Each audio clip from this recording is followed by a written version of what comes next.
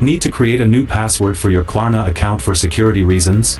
In this video, I'll show you the exact steps to reset your Klarna password. Welcome back to Guide with Samuel. Resetting your password regularly is a good security habit. The process is almost identical to recovering your login. Go to the Klarna app or website and tap Login.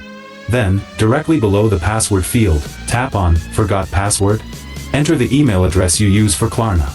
You'll receive an email with a secure link to reset your password.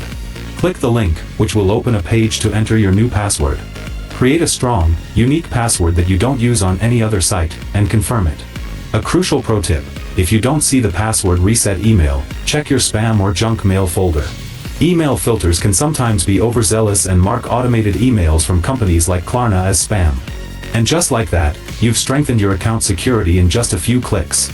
Resetting your password is a proactive step to protect your financial data. How often do you change the passwords for your important financial accounts? Share your routine in the comments. To update your details, watch our next video on how to change your Klarna address. Thanks for watching.